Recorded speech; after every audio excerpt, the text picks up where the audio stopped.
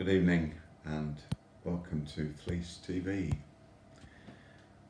This is our last Fleece TV while we're during a lockdown scenario, because as many of you know, we're starting to trade again tomorrow. So we've been rather hectic today, so apologies for being a little bit late with tonight's show.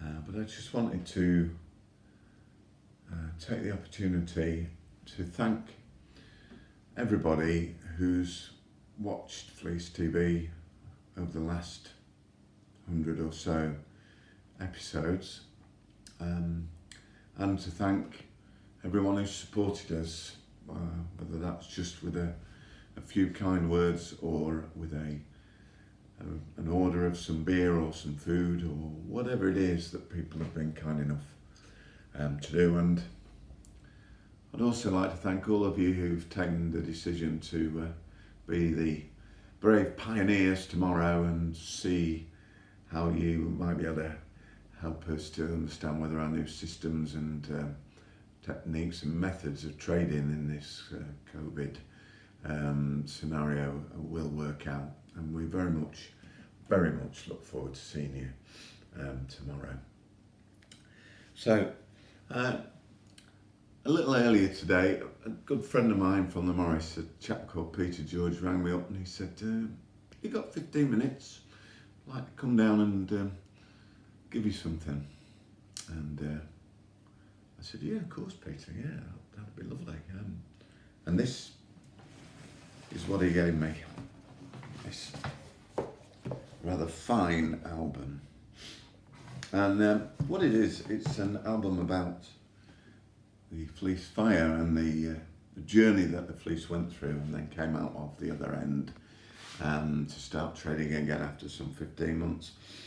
And Peter's been doing this for a while, but he did it as a lockdown project, and I'm really, really chuffed to have had it from him today.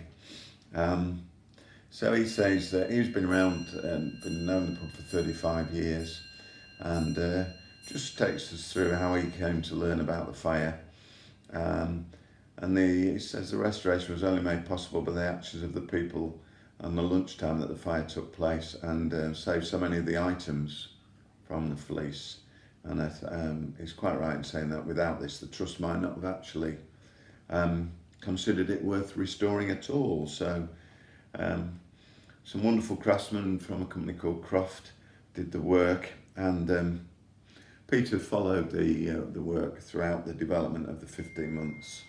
But he finally says, I've taken far too long in putting the photos into an album, something I promised Nigel quite a few years ago now. But with the Fleece reopened and after the national lockdown, we have all had to live with it. It seems the right time as the Fleece begins another lease of life, as it did after the fire. So I'll just show you some of the pictures, because I think you can see right from the beginning, it was like all scaffolded up look after the fire. They put a big sheeting over it to protect it, to allow the work to be undertaken during the winter and so forth.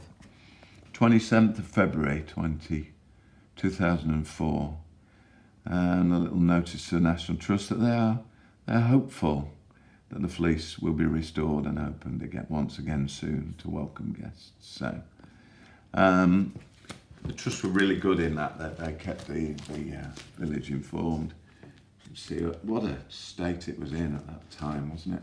Pretty grim. So to come back from that, now you can see some of the work some of the eaves being replaced. I mean, it was a big project. And some fantastic joinery work, restoration work. And here's the wood all lined up, as they would have done back in the day. They made it all numbered, so it goes in the right spot. Matt and Barry, still see Barry in the Cardinals hat, actually, it's his local, so I hope to see him again soon. Yeah, so just see all that work coming together, and beautiful timber work. And then as we move forward, we can see this is a fantastic project, Peter. I do appreciate it.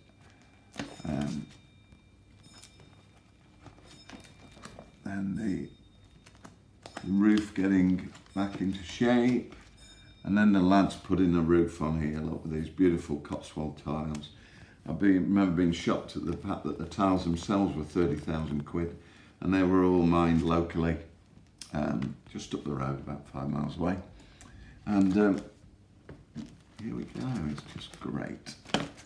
And we see the thatch. This is Mandy, who doesn't do thatching now, but she did this thatch, did all the thatching for us. And we put some of my kids, here we go, put some of my kids' shoes in the roof here, one of my harmonicas, and we sat on the top there and played a tune and played the roof in, so to speak. Yeah. Moving on. Yeah, it's just fantastic.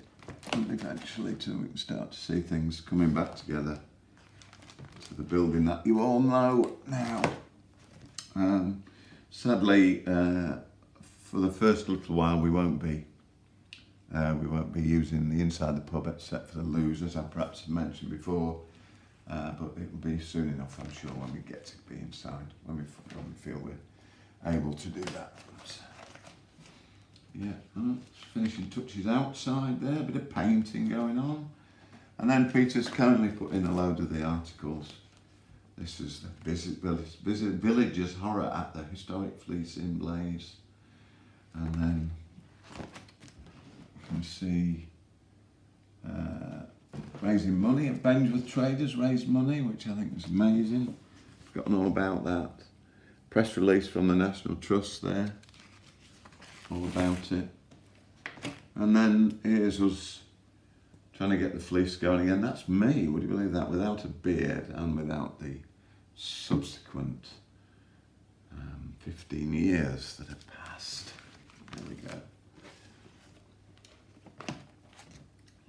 Rising from the ashes. So there we go. Lots of fantastic press releases there and documents. Samantha there, just doing a bit more thatching in the Shakespeare, the local camera rag. Me pretending to give Mandy a hand. All fantastic. Very many memories stirred up by Peter bringing this today for me. Again, there I am, looking at a mere boy with Mr. Michael Colley, no less, and Liz Roberts, who was the then director of the trust, and my friend Andy, who's Mandy's other half. And then we had the grand reopening. We had things like the Reverend Richard giving prayers and Elizabeth Roberts speaking, music, lots of music, and a bit of a common theme over the last gazillion years that I've been here. Things like steam engines, reenactors, vintage cars, military vehicles, all the stuff that you might know us for. But also fairy spotting. There you go. I don't know if many fairies were spotted that day. But this is a copy of the song that was written by my friend Vaughan Hulley, who was one of our regulars on a Thursday night at Folk Sessions. And he wrote this song for us, and we used to sing it every Thursday night. But I might just sing a verse or two of that for you before we wrap up. But I think before then, it's time for Julian's joke. I recently visited Paris, and I tripped over a metal girder. Yes, I fell.